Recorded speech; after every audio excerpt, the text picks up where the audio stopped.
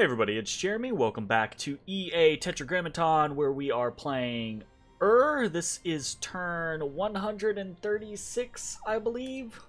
Yeah, I'm pretty sure that's it. Okay, so as a heads up, I don't do this too terribly much, but I've had to do this not quite a bit, a couple of times for the Tetragrammaton game as it has gone long.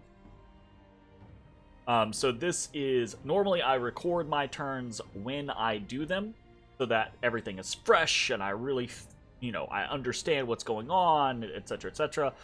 This is recorded after the fact because I'm trying to not ask for extensions so that the game doesn't bog down too terribly much, and we can keep going. So this is a couple weeks or more after the fact, so I've kind of forgotten what is going on here, so this is going to be a whole experiment in remembering. So let's just go through shit.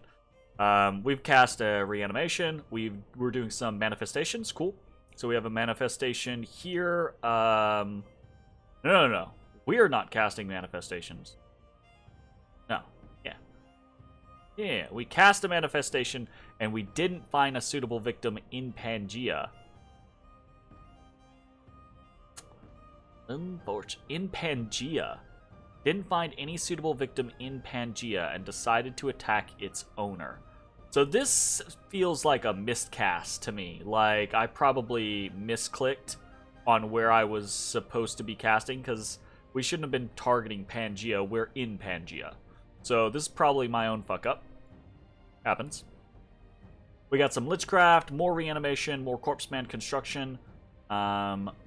We have cast a manifestation on Behemoth's Rest and taken out an Ami. Let's see if this Ami has anything. I doubt it, but could be cool.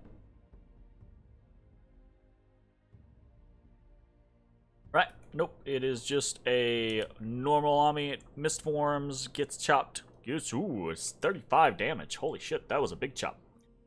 More Corpse Man construction. We have cast a Mind Hunt and killed Yahail. I don't know who Yahail was, but we killed someone. Cool. We did summon Kusurikus. We did more reanimation, a Cloud Trapeze, another manifestation. Didn't find a suitable victim in Halbathria. Go to province. Yeah, that's another misclick. That's I don't know what's up with that. I don't know if I'm just like, if I just screwed up a bunch of commands or something like that, or what, but it looks like these aren't targeting the right locations, so I'm getting myself killed, which is annoying, but whatever at this point, honestly. Did some more Kusurikus, Infernal Tempest, Curse of Blood. Another manifestation takes out another Ami. Let's see if we get anything there. Ooh, okay, so we've got a little teleporter on me. Starshine Skullcap, Hengear. That's good. Ooh, he gets off a Soul Slay. It does not connect, which is funny because these guys only have 15 magic resist. So it's very doable. Okay, more Corpse Man construction, another reanimation that looks like we miscast again. I don't remember this happening. Like, so I don't know if this is a thing anymore, but I know when I first started watching and when I first started recording Dominion's games, there's this scenario where if the game is kind of patched after you have a save file, sometimes the patch will desync or adjust the game in such a way that when you watch replays or battle replays or things like that, it will alter. But I've never seen anything change, like the outcome or the text or anything like that, right? It's always just been, it'll change what you see in the battle. So I'm assuming that these are all accurate, but this feels really weird. I don't remember this happening, but apparently I screwed up a whole bunch. Anyways, More Kusarikus, more reanimation, more Corpseman construction, more Forces of Darkness. Got a bunch of Magic Phase attacks. We get Magic Phased in Stone Heavens. I'm assuming this is just a Soul Slay Golem. Yeah, Soul Slay Golem. My computer's kind of chugging because I'm rendering files. Alright. Teleport attack in Caves of Madness. Another Soul Slay Goon Squad. Teleport attack in Obulshin. Another Soul Slay Goon Squad. We teleported in Turtle Glades onto a Horite Shaman. Let's see how this goes. Throw out some air elementals.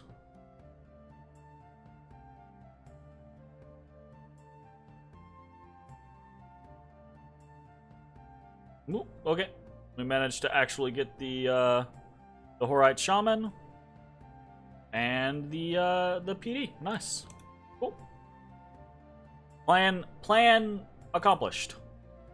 Awesome. All right, more blood hunting.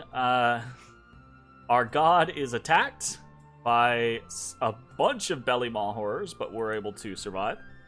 And then we have a slew of battles. We get hit in Chibia, lose. We get hit in Moss Woods, lose. We get hit in Gaetia, lose. This is okay, though. We're trying to lose thralls. We get hit in Mighty Pillars and win.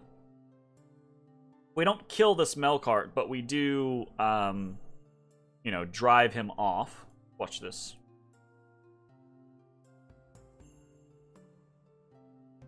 Got Firebrand, Dragon Helmet, etc.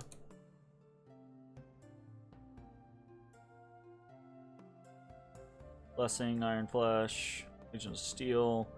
Insta-kills them. But he hits them and they immediately shatter. Right? Like, I don't think he even killed a whole bunch of them.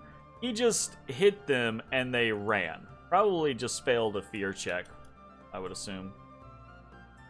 And now that they are all gone, I'm assuming this is just a situation of...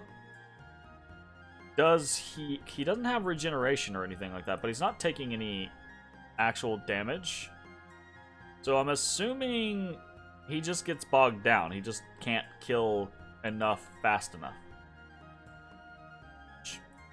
It's kind of indicative when the only damage you throw out is your flaming sword. Like if you only have one attack and it's a AoE attack, sure, but if that's the only thing to move, you need like a shield that does damage or an auto cast spell that does damage or something like that. Oh, he almost moved forward. Oh, he moved one step forward. He'll get there eventually. No he won't. We know he doesn't. So, we drive him away. That was Mighty Pillars. We attack into the range of shadows and win. We get hit in Karnag by a kitted out Horite Shaman. And it's kind of, I think, indicative of... Oh, it's not even kitted out. I think it's kind of indicative of the situation, right? That Hinam is throwing Horite Shamans at me, you know? Just unkitted Horite Shamans, just like, okay, Iron Skin, Temper Flesh, hopefully this old man with a stick can beat some crappy PD. And he can in a lot of situations, but not always, so. He does win this time around, though. That was in Karnag. We attack in Ivermark. This is another air elemental scenario, so just kind of like flexing our muscles on what our capabilities are with counter rating as far as like Gudus go. So air elementals tend to be, 2 air elementals seem to be enough to deal with 1 to 6 PD pretty easily, but who knows? Ross we get hit in by a little group. We attack in Eterol and win, same scenario. Attack in Saetica and win, same scenario. Resting Heights, Delufe. We witness a battle in Traban, and we get hit in Andoria. Yep. A decently sized little stack here. Some fire snakes, some long dead rephites, some clockwork horrors, a decently sized little mage contingent, a couple of trolls. Interesting. Not gonna see anything. Unexpected events. We have Water Gems in Thorn Woods, Blood Slaves in Coast Haven, increased population in Tenera. Cool. We have completed the walled city in Dershid. Very nice. Wow. Like that was ages ago. Okay, and that's pretty much it. Let's take a look around, kind of see where we're going. Looks like we're, so after having done our little, like, Gudu assault, we're now pulling back, right? Retreating these Gudus into Halbathria, retreating this one into Givernia, etc. We are attacking into Cloudcap Spires with a Vampire and some Fiends of Darkness. Cool. Up into Barren Crags with another Vampire and Fiends of Darkness. Into the Wetlands with another Vampire and Fiends of Darkness. Pulling back Lich 10 to Pangea, pulling Lich 12 over to Pangea. Moving an Enkidu Shaman around. Moving Lich 31 down to Kailasa. So, right now, if I'm trying to remember where exactly we are in the game, but right now, I think this is about the time where I'm like, look, I'm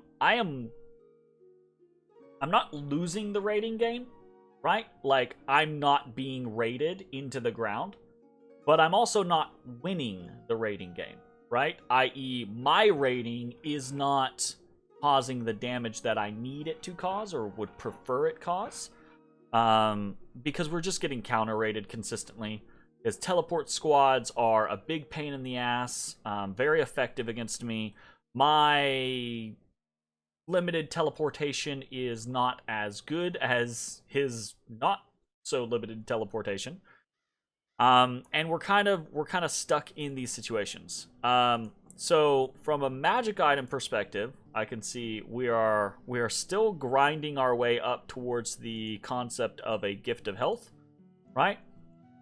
And we are still grinding our way up on dragon helmets and rings of the warrior.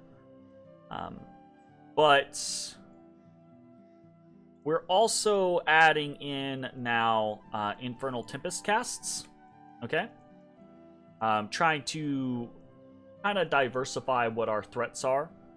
And I think 5 King. So I'm not going to say anything about that since we're not doing that yet. We're moving some, we'll just talk more about movement. We're moving some Crystal Sorceresses up into Tirnanog, I believe, and we're moving some Liches and just Thralls, right? We're trying to you know, spread out our Thralls so that we don't run into supply issues, etc. We're sending a bunch of Gudus into Hall Woods. I do not know. I think this was a misclick. I think we were wanting to send them to Olentova. Although maybe there was some random reason where I was like, let's send them all to Hall Woods and they can protect it or something like that. I don't know. We have an NC heading towards Scraw Point. I think this is in order to reinforce Pangea. We've got Elders heading up towards Tenera. We are starting the blood hunting up there, but we don't have enough Thralls there to defend that or patrol that location down. And we are, I think, starting up our blood hunting in Eligor. Where did we blood hunt this turn? We blood hunted in Eligor, Kronberg, and Perenna. So we're starting our blood hunting in Tenera this turn, which is going to put us back at 4 locations where we're blood hunting, which is very good. And then we're continuing producing Crystal Sorceresses outside of Recruitment-wise, we're continuing to put out NCs, Misushus, Inky's Chosen, and I think we're also recruiting... Yeah, we're recruiting Gurus in all of our front forces. Kailasa, Halbathria, Pangaea. Are we recruiting over here? Yeah, over in Trackless Wastes as well. We're putting down a city palisades in Tyrannia. At least that's the plan. And that's mostly it as far as like recruitment and actual like movements go and things like that. The main focus being is that we're continuing to try to raid a little bit here or there. But I've realized that most of my attempts at doing these different things, they're not ineffectual, they're just not being efficient, right? So we're going to start adjusting over the course of the next couple turns. We're going to start adjusting some of the tactics that we are utilizing. You can already see we've kind of started doing this with the Gurus, right? The air Gurus. We are, you know, diversifying what our threats are. And we are going to start doing more stealth tactics, right? That's gonna require bringing in more vampires. Silver Fangs becomes incredibly important. The blood magic bonus of the Shattered Throne might well be the thing that is most influential in winning us the game. If we do win the game, which I don't know that's gonna happen. But that's going to be a very big deal. So we continue to forge things like Rings of the Warrior, continue to forge things like Amulets of Anti-Magic, Lodestones, Crowns of Lead, etc. Continuing to forge Dragon Helmets, other items like Dwarven Hammers, Horns of War, continuing to do more Lichcraft, Corpseman construction in all the locations that we can, etc. So... Pretty simple stuff. We're still aiming to do as big a cast as we can on Gift of Health. And I think we're also still aiming, obviously, right, the other side of things is to try to make sure that most of our units here are capable of dealing with the morale loss of Dark Skies. So Raphabolia is going to be the main focus, or White Forest, depending on the situation. Realm of Silence is kind of a little bit of a bigger bastion and closer to our two weakest armies. I think Halbathria is, without a doubt, our strongest right now. So yeah. Anything else super interesting that we're focusing on right now? I don't think so. I do not think so. Alright, that sounds like it. Sorry for the haphazard turn. Again, I try not to do this too terribly much, but because of the length of this game and the hours that go into the turns, I don't spend crazy amounts of time compared to like real pros at this game. But I like a late game turn like this will take me 2 or 3 hours. Depending on what's happening and if I have to script things, etc.